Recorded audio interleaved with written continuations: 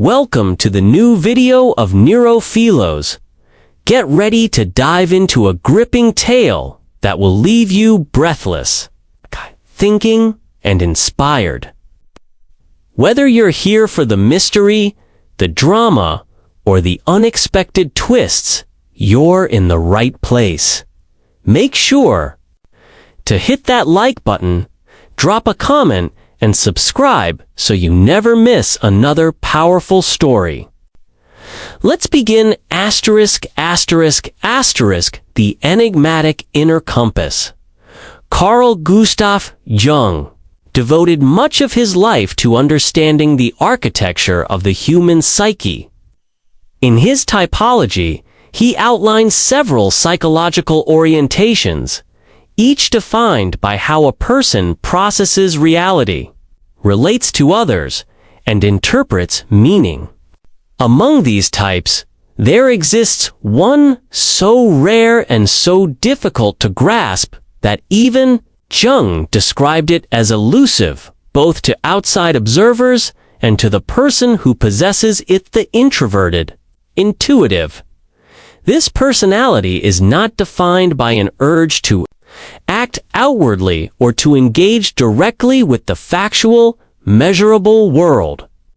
It does not orient itself toward external events, empirical proofs, or the flow of observable emotions. Instead, its focus rests almost entirely on an inward landscape, a realm of symbols, images, and subtle impressions that arise unbidden from the unconscious.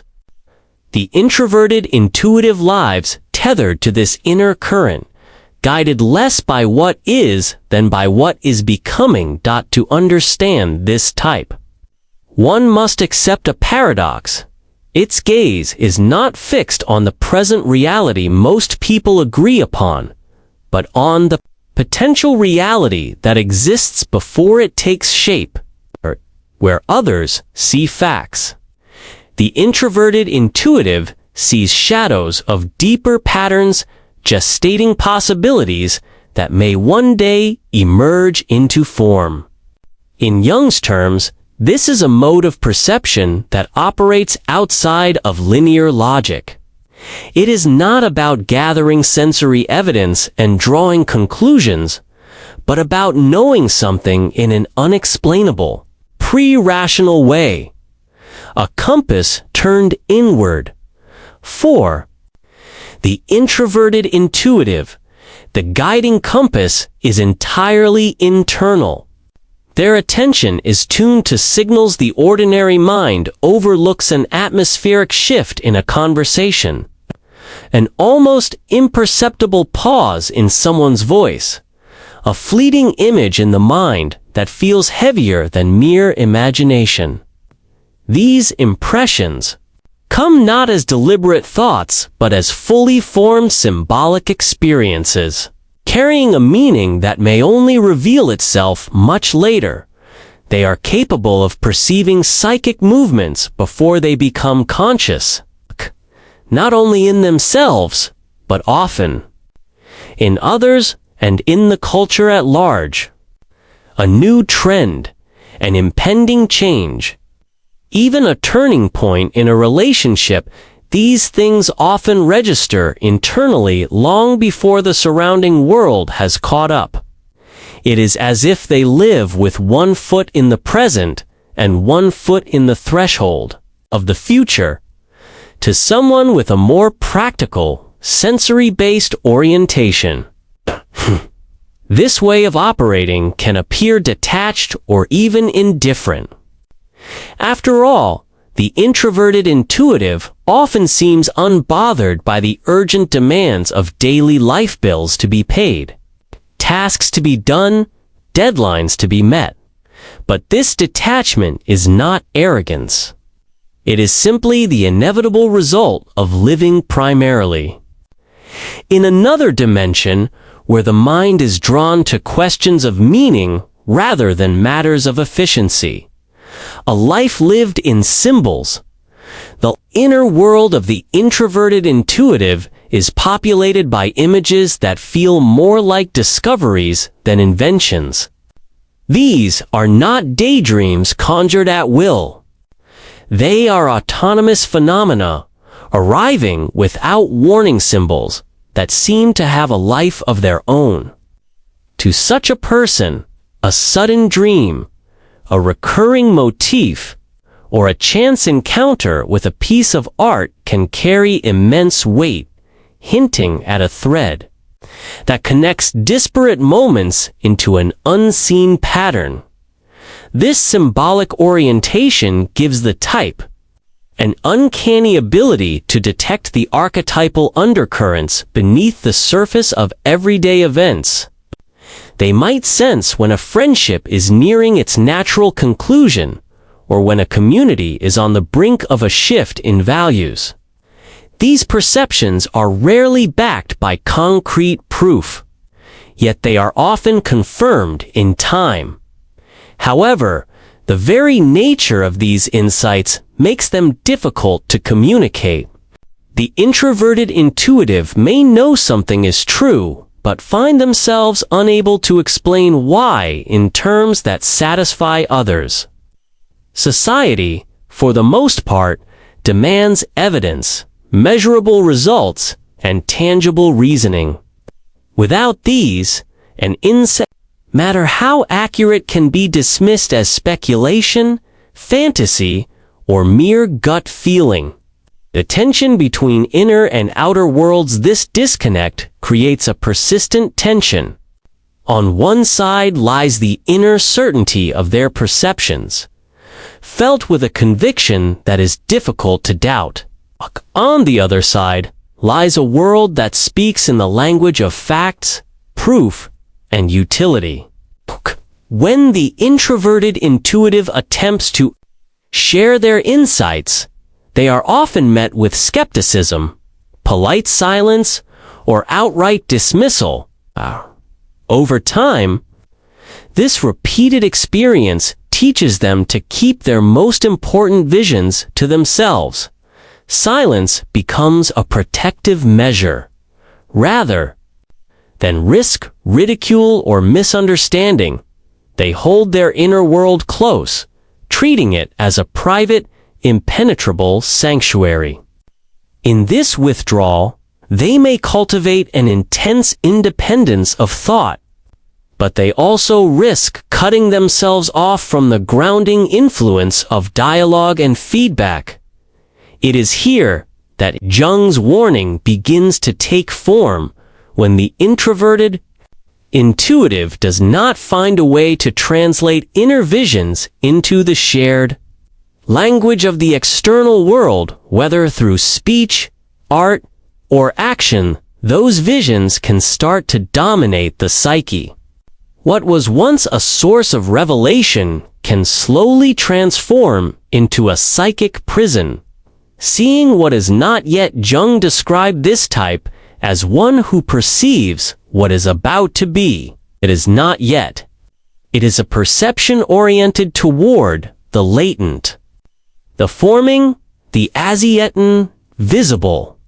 This forward-looking sensitivity makes the introverted intuitive specially attuned to shifts in the collective unconscious, the slow, deep changes in thought, feeling, and value that ripple beneath society before breaking the surface, because they are often among the first to detect these shifts.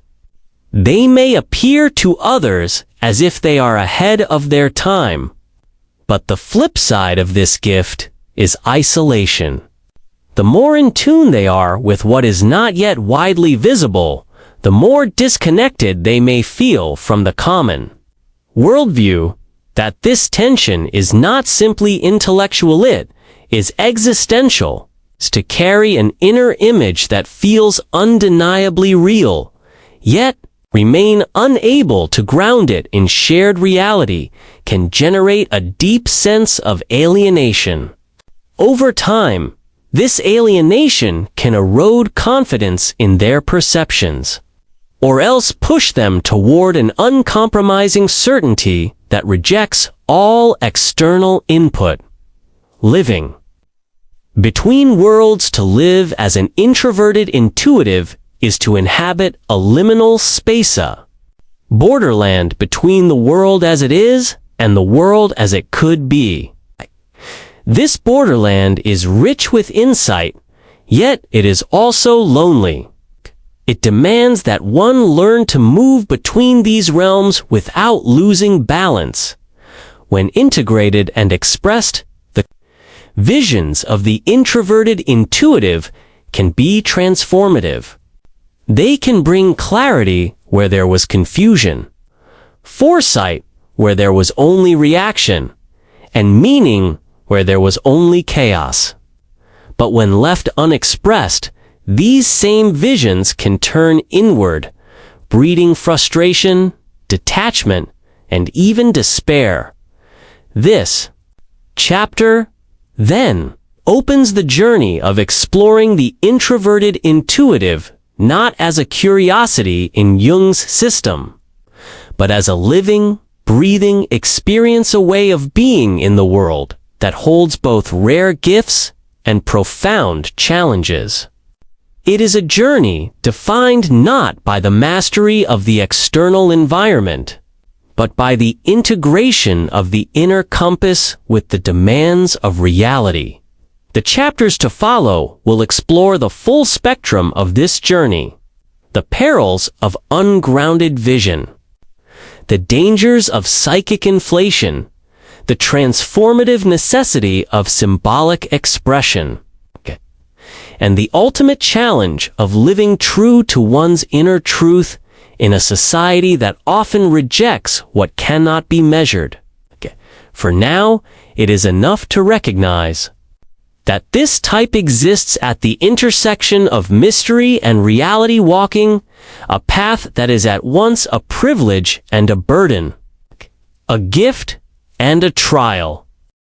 The power and peril of inner vision, the inner life of the introverted intuitive, is not a quiet, empty place. It is a terrain alive with movement, a vast symbolic landscape where images, impressions, and half-formed patterns drift into consciousness from the depths of the psyche. For most people, these flashes are fleeting, easily dismissed as imagination.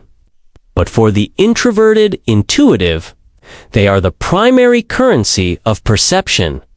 To understand the weight these visions carry, one must set aside the assumption that the mind operates solely through logical reasoning or sensory evidence. In Jung's framework, intuition is classified as an irrational function, not because it is illogical in the sense of being foolish, but because it bypasses the step-by-step progression of rational thought.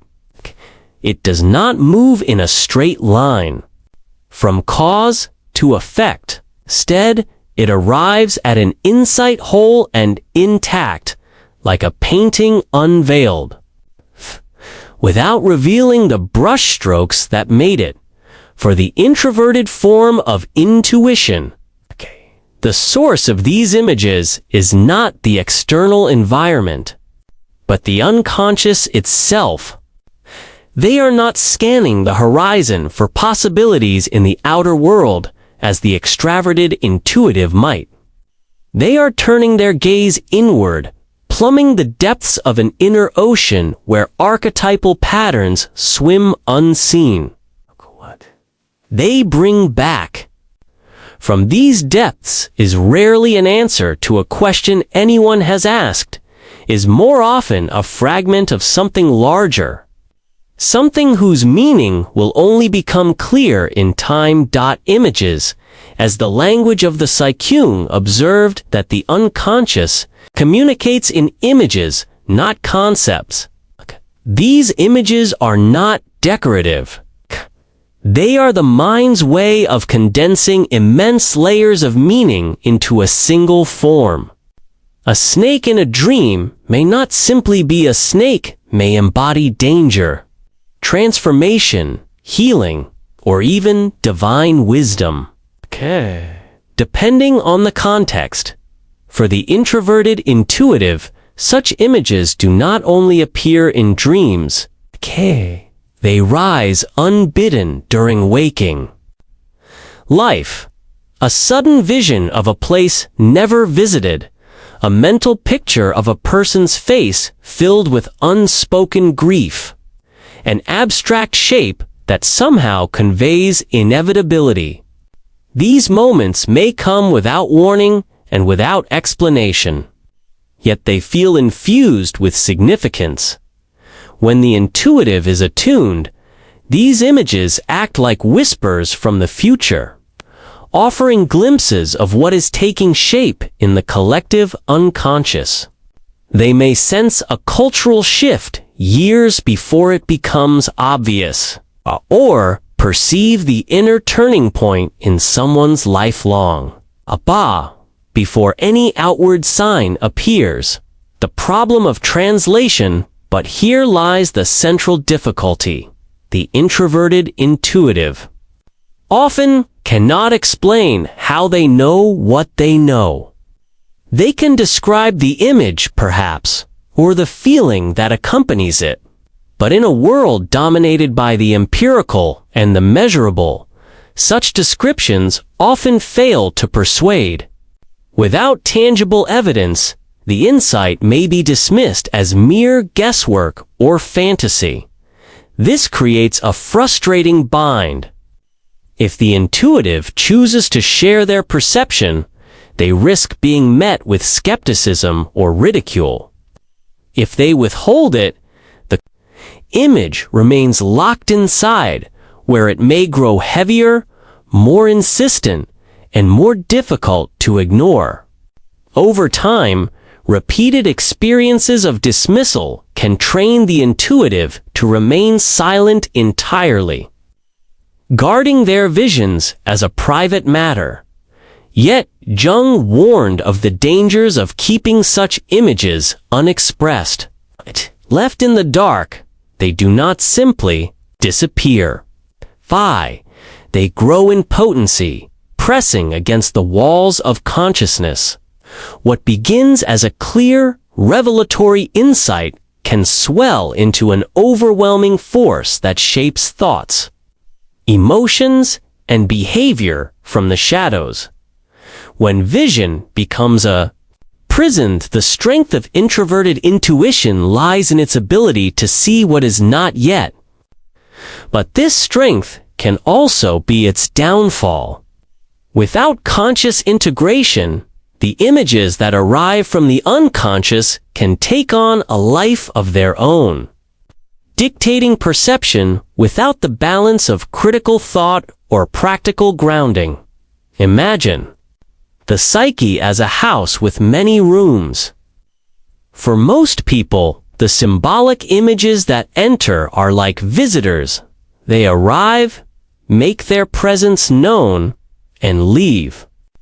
But for the unbalanced, introverted intuitive, these visitors may move in permanently, rearranging the furniture, repainting the walls, and subtly reshaping the entire atmosphere of the house.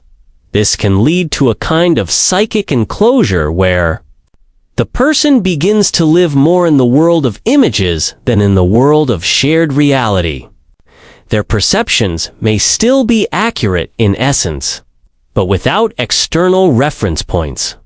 They risk becoming distorted, magnified, or narrowed in ways that no longer reflect the whole truth.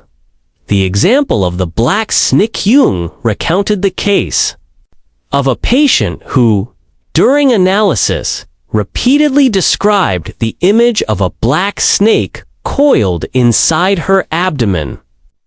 Over time, in her visions, the snake began to rise within her body until it emerged from her mouth, transforming into a serpent with a golden head. To the untrained eye, this might seem like an elaborate fantasy, perhaps even a hallucination.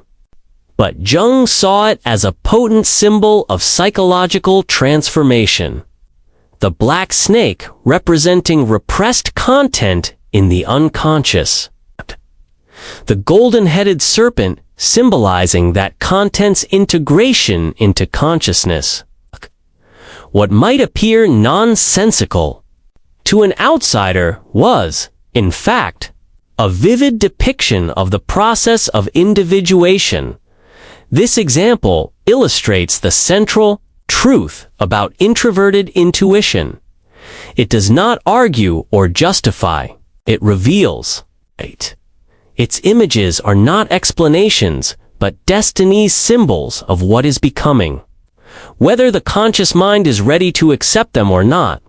The thin line between insight and illusion, however, the very quality that makes introverted intuition so profound, the immediacy and completeness of its insights so makes it vulnerable. The boundary between revelation and delusion is perilously thin. When the images from the unconscious are not grounded in some form of outer reality, they can become self-reinforcing, leading the intuitive deeper into a personal mythology that no longer serves their growth. In this state, the person may interpret every event as confirmation of their vision, ignoring evidence to the contrary. Conversations, news, even random encounters can be woven into an elaborate internal narrative that feels unshakably real, but has drifted far from the shared world. Why? Expression matters. The antidote to this risk, Jung emphasized, lies in expression. When the introverted intuitive translates their images into a form that can be shared, whether through writing, art, music, or even symbolic ritual, they create a bridge between the inner and outer worlds. The act of giving form to the vision allows it to be examined, reflected upon, and, if necessary, corrected. This process is not merely artistic. It is a psychological necessity. Without expression, the vision remains locked in a closed loop inside the psyche, growing in intensity and distorting perspective. With expression, it becomes part of a larger dialogue with reality, capable of being shaped and refined. The balancing act still, even with expression, the introverted intuitive must walk a careful path. The goal is not to abandon the inner compass in favor of external validation, nor to cling so tightly to inner images that they override lived experience. The challenge is to mediate between the two, to honor the depth and mystery of the symbolic world while remaining rooted in the tangible realities of everyday life. This balance requires humility. The intuitive must accept that their vision, no matter how compelling, may be incomplete or even mistaken. At the same time, they must have the courage to share it, knowing that it may be misunderstood. This is the paradox they live with, too. Protect the vision without hoarding it, to share it without diluting its essence. In the chapters ahead, we'll examine what happens when this balance is lost, when the inner vision inflates the ego, when the symbolic self overtakes the human self, and when the path back to reality grows narrow and hard to find. But we will also see that the very qualities that make introverted intuition dangerous in isolation are the same ones that can make it profoundly transformative when integrated. The introverted intuitive's gift is not in predicting the future, in the literal sense, but in sensing the shape of what is to come, the faint outlines of possibilities before they harden into form. The task is to keep walking the line where those outlines remain alive, neither dissolved into fantasy nor forced into premature concreteness.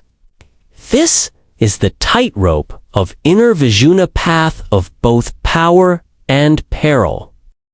The trap of psychic inflation. If the introverted intuitive's greatest strength is their capacity to perceive deep, symbolic patterns beneath the surface of life, their greatest vulnerability may be the tendency to over-identify with those patterns. Jung warned of a particular danger in this regard, a condition he called inflatio. Inflatio occurs when the ego is overwhelmed by unconscious content, swelling with its energy until it loses its proper sense of proportion.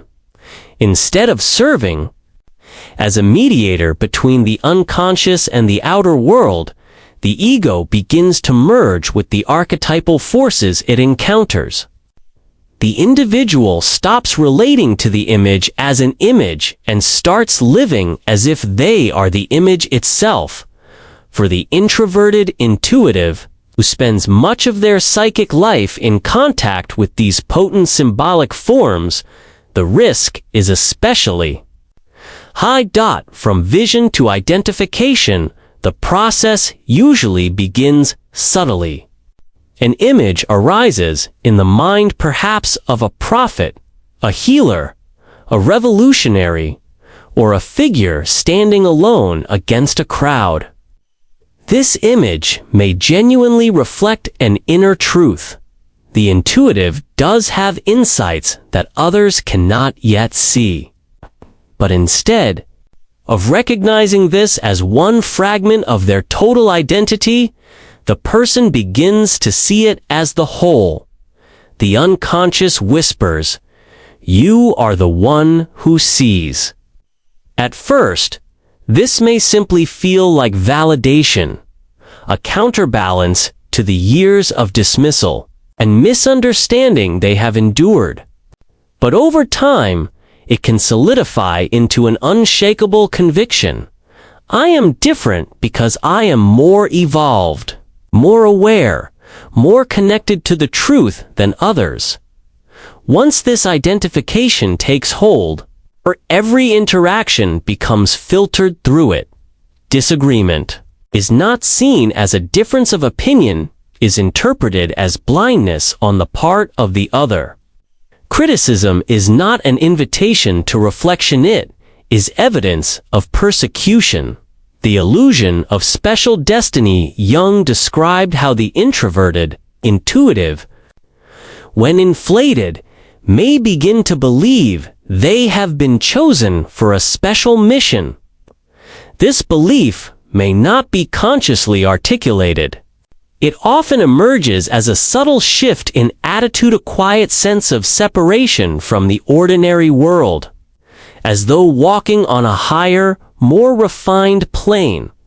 While there is nothing inherently wrong with sensing that one's life has unique meaning, in inflation, this meaning becomes exaggerated and distorted. The archetypal energy behind the image is vast, and when the ego tries to contain it, it begins to lose its grounding. The individual may adopt the persona of the misunderstood genius, the solitary visionary, the lone guardian of truth. They might withdraw further from social life, not out of necessity, but out of contempt, inwardly. They may rehearse the narrative of the rejected prophet. No one understands me because they cannot see what I see. How isolation becomes self-justifying. Inflation changes the nature of solitude. In the healthy, introverted, intuitive, solitude is a necessary retreat, a space to process visions, reflect on meanings, and restore psychic balance. But under inflation, solitude becomes proof of superiority. The person no longer asks, "Am I misunderstood?"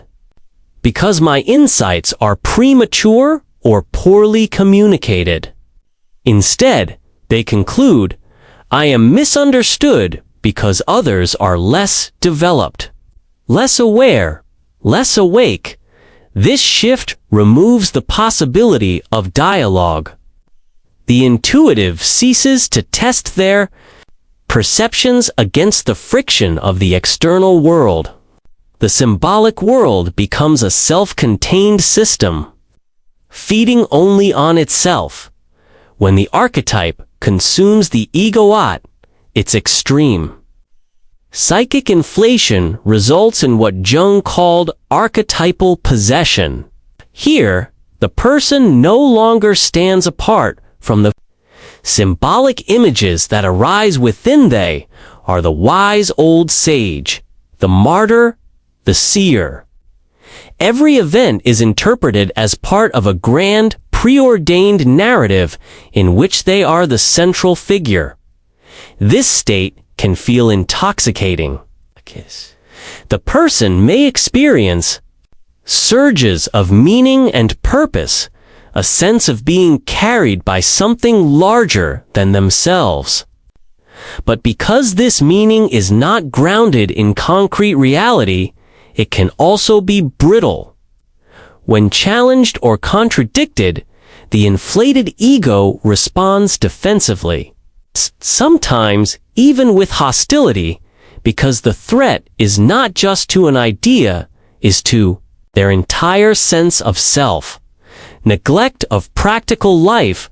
One of the first casualties of psychic inflation is practical functioning. When the symbolic world takes precedence over all else, the tasks and responsibilities of daily life may come to seem trivial, even demeaning.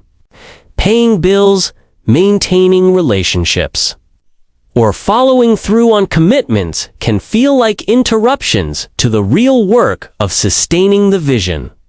Over time, this neglect can create very real consequences: financial instability, relational breakdown, physical health decline. Ironically, these practical failures can then be reinterpreted through the inflated narrative. I suffer these hardships because I am chosen for a higher calling.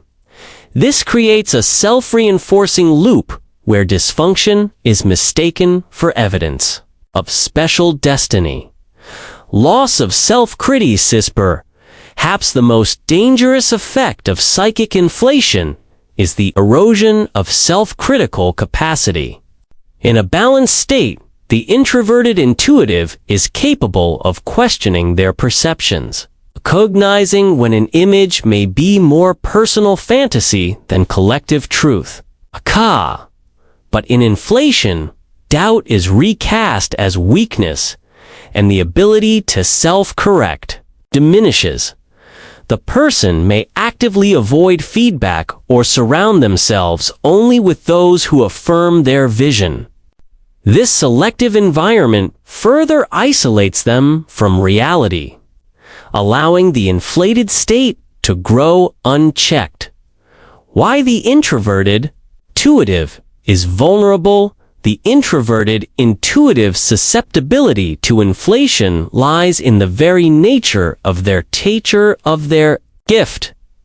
They regularly encounter images that feel larger than life, mythic in scope, charged with emotional and spiritual power. Without the grounding influence of sensation, connection to the body, and the present moment, these images can feel more real than ordinary reality itself.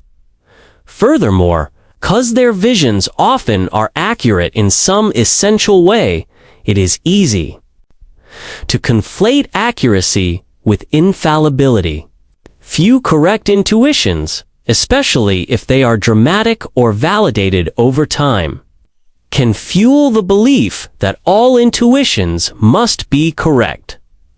Breaking the spell. To break the spell of inflation, the introverted intuitive must re-establish the ego's proper role not as the ruler of the psyche, but as its mediator.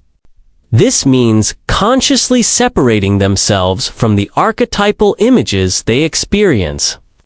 Recognizing that these symbols are not personal property, but collective patterns that pass through them. It also means re-engaging with the concrete world. Testing insights against evidence, inviting critical dialogue, and grounding visions in tangible action.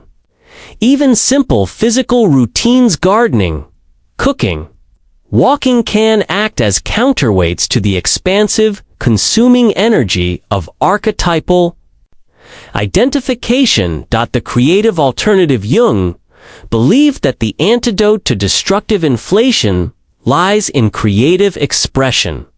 When the introverted intuitive translates an image into a painting, a poem, a design, or a plan of action, they shift from being possessed by the image to being in conscious relationship with it. The act of creation turns the overwhelming force of the archetype into something human size, something that can be shared, discussed, and refined. This is not a cure that works overnight.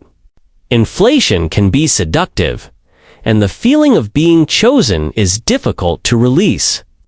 But over time, consistent engagement with the outer world helps the intuitive regain balance, transforming grandiosity into grounded vision.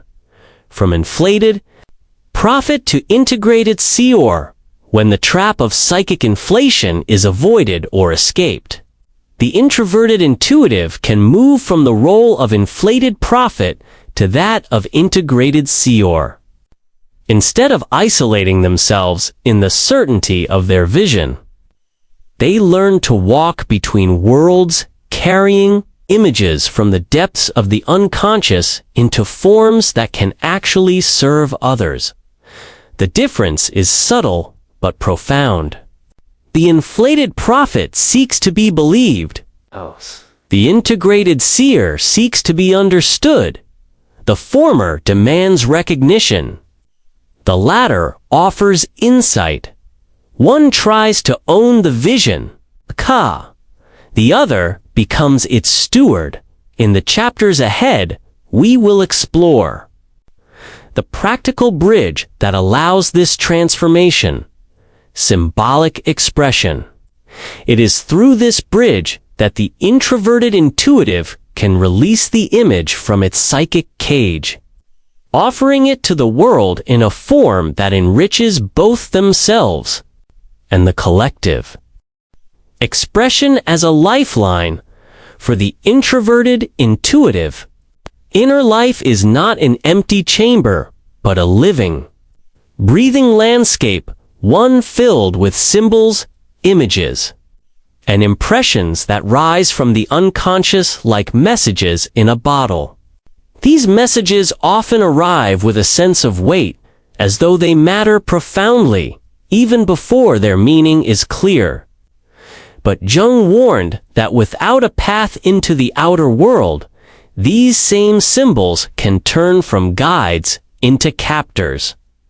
The solution, though deceptively simple in theory, is profound in practice. Expression. Why expression is a psychological necessity is tempting to think of expression as an optional flourish, an artistic add-on to life. But for the introverted intuitive, expression is not merely aesthetic, it is a matter of psychic health. The unexpressed symbol, Jung observed, tends to become autonomous. It acts like an unassimilated fragment within the psyche, pushing for recognition yet never finding form. When these inner images remain trapped inside, they loop endlessly in the mind. Each return increases their intensity, like a sound echoing in a closed chamber. Over time, they can distort perception, turning the symbolic world into a self-referential maze. Expression, whether through art, language, movement, or ritual breaks. This loop, by giving the symbol a body in the tangible world, the moment an image is externalized, it becomes an object of dialogue rather than a solitary obsession. It can be seen, shaped, questioned, and refined. Expression as translation to express. A symbol is to translate it from the language of the unconscious into a language the conscious mind, and ideally others can understand. This translation is rarely perfect. The symbol loses some of its mystery as it takes concrete form. Yet paradoxically, this loss is what allows it to live in the shared world without overwhelming the individual. Take, for example, an intuitive who dreams of a vast, crumbling library filled with books that vanish when touched. If this vision stays inside, it may haunt them without resolution. But if they paint the image, write a short story about it, or even describe it in detail to a trusted friend, the dream shifts from a private haunting to a piece of shared reality. In this process, the intuitive steps out of passive possession and into active relationship with their own psyche. The bridge between inner and outer worlds expression is the bridge that connects the symbolic solitude of the introverted intuitive with the collective life of humanity. It transforms isolation into communication, strangeness into language, and vision into impact. Without this bridge, the intuitive risks being marooned on their own psychic island. Unable to participate meaningfully in the social and cultural dialogue, consider the historical figures who likely carried this function powerfully. Franz Kafka, whose dreamlike, labyrinthine fiction gave shape to his inner alienation and captured the absurdity of modern life. Vincent van Gogh, who could not find stability in ordinary living but poured his soul into explosive brushstrokes. Each canvas an act of desperate translation. Jung himself, who wrestled with his own archetypal visions and distilled them into psychological theory, offering a map for others to navigate similar inner terrain. What unites these examples is not fame or genius, but the act of turning private symbols into public forms. When creation heals, the act of creating does more than release psychic tension, it organizes it. When a symbol is given form, the intuitive begins to see its structure, its logic, its relationship to other elements in their life. This process can lead to surprising revelations. What seemed like an isolated image may turn out to be part of a larger, coherent narrative the psyche has been trying to tell. In this way, creative work becomes a mirror.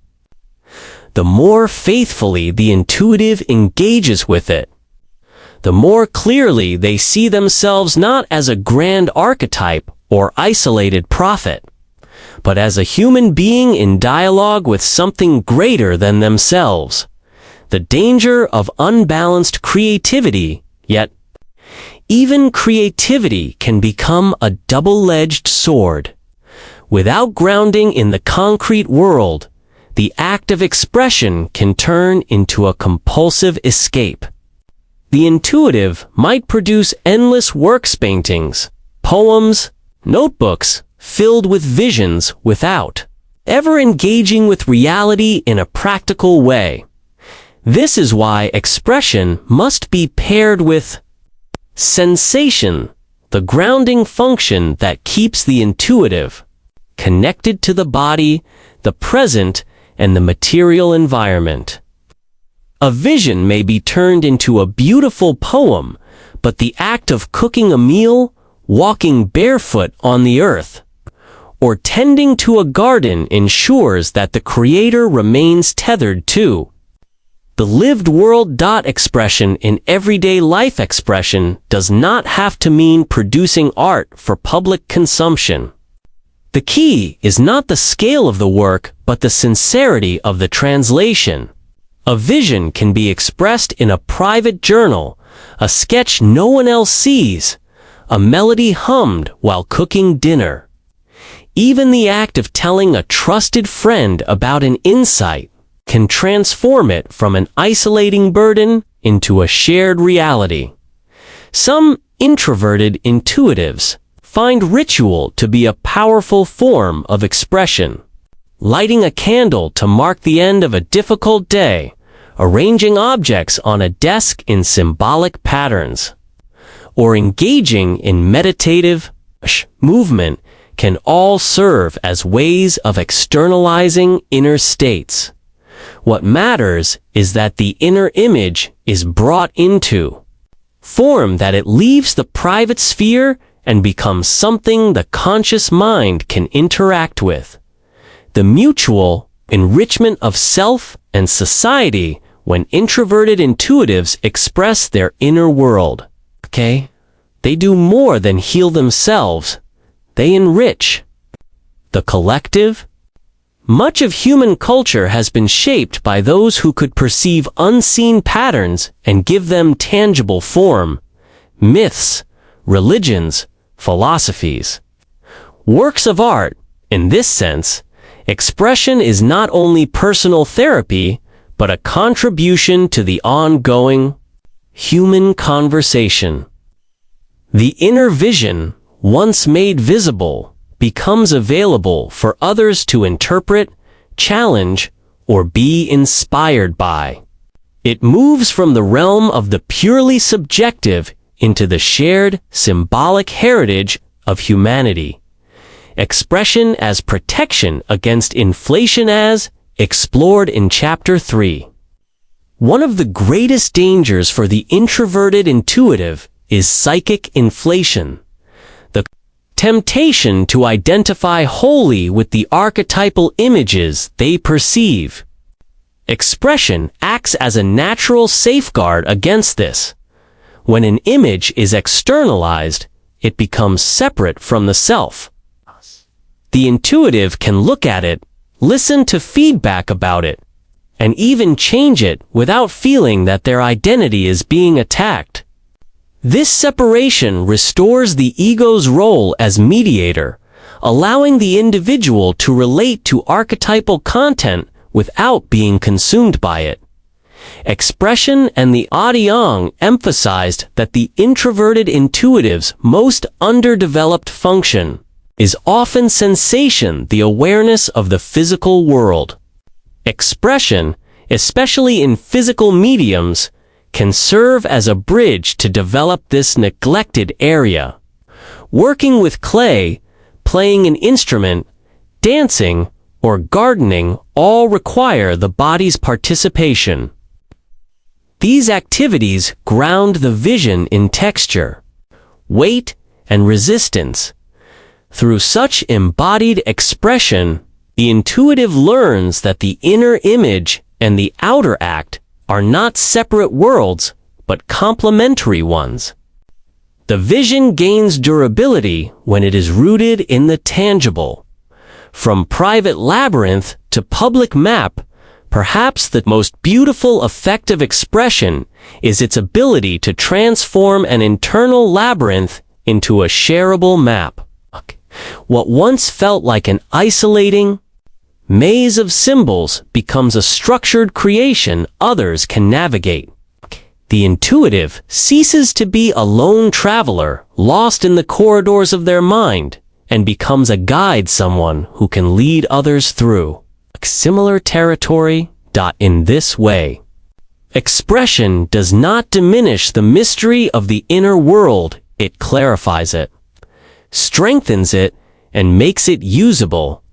In the next chapter, we will explore the essential counterbalance to expression, anchoring in reality through sensation. Because even the most eloquent or beautiful expressions will fail to integrate fully if they remain untethered to the present moment. The intuitive must learn not only to give form to the invisible, but also to inhabit the world of the tangible to feel. The weight of objects, the warmth of sunlight, the rhythm of daily life. Without this, their bridge to reality will always risk collapse. Living the inner truth in a measured world. Even when the introverted intuitive learns to express their visions and anchor them in the tangible world, there remains a final, enduring challenge, one that is less about the inner process and more about the external environment. It is the challenge of sustaining one's inner truth in a society that prizes the visible over the invisible, the measurable over the mysterious. Modern culture, particularly in its industrialized and digitized form, operates on a value system that is, in many ways, the opposite of the introverted intuitive's orientation. Success is often defined by speed, productivity, and concrete output. Decisions are justified through data and proof. Reality is framed as that which can be photographed, quantified, or monetized. In such an atmosphere, deep symbolic perception is not only undervalued, is often seen as irrelevant, impractical, or even suspect. The constant tension for the introverted intuitive, this creates a constant, almost existential tension. Okay? On one side lies the inner axis, the symbolic core, that shapes their sense of meaning and direction. On the other side lies the outer demand, the collective expectation to adapt to norms that rarely accommodate their way of seeing. This tension manifests in subtle, everyday ways. In a work meeting, they might sense a quiet undercurrent in the group dynamic, an unspoken tension that points toward an impending decision no one has acknowledged yet. But voicing it risks being seen as disruptive or speculative. In a family conversation, they might want to share a premonition or insight, but past experience tells them such comments will be brushed aside. The choice they face is rarely dramatic, but always significant. Do I speak my truth, or do I silence it for the sake of belonging? The risk of self-betrayal over time, repeatedly silencing one's truth, can lead to a slow erosion of self-trust. If the intuitive begins to treat their own perceptions as inconvenient, they risk internalizing the collective's dismissal. The inner compass grows quieter, not because it has stopped working, but because it has learned it is not welcome. This is a dangerous form of self-betrayal. The introverted intuitive's greatest gift is their ability to perceive meaning beyond the surface. When they habitually suppress this ability to fit in, they cut themselves off from their own source of vitality. The opposite extreme, however, can be equally hazardous, clinging rigidly to one's vision while disregarding the reality of social context. An intuitive who refuses to adapt at all may find themselves increasingly marginalized, their insights unheard, not because they are wrong, but because they are delivered in ways the collective cannot receive. Individuation as the middle path rungs. Process of individuation offers a way through this dilemma. Individuation is not about rejecting the collective entirely, nor is it about dissolving into it. It is about becoming a whole individual who can participate in the world without losing their internal alignment. For the introverted intuitive, individuation means learning to live symbolically while acting pragmatically. They must find ways to honor their inner truth without demanding that others validate or even understand it. This requires a kind of inner sovereignty, quiet confidence that does not hinge on external approval, living the symbol in everyday life to live symbolically. In a measured world is not to float above it in mystical detachment. It is to embed meaning in ordinary acts. The intuitive might not be able to speak openly about the archetypal patterns they see in their workplace, but they can still make decisions guided by them. They might not share their visions with every friend, but they can live according to the ethical or creative imperatives those visions inspire. In this way, the symbolic truth is preserved not just in words, but in conduct. Every choice, every gesture becomes a form of quiet expression. The silent act of resistance, Jung noted that in times when collective values are at odds with individual integrity, simply living according to one's truth can be a radical act. 4. The introverted intuitive, whose truth is rooted in the unseen. This act is often a silent resistance in a culture that rewards constant stimulation. They may choose periods of deliberate withdrawal to listen to their inner images. In an environment obsessed with visible achievement, they may prioritize depth over speed. In conversations dominated by surface-level analysis, they may choose to speak only when they feel the moment is right, even if that means being perceived as aloof. Such choices may not attract attention, but they create an inner stability that allows the intuitive to remain aligned without burning out in constant conflict with the collective. The necessity of selective sharing part of sustaining inner truth in the outer world is knowing when and where to share it. Not every environment will be able to hold the weight of symbolic insight.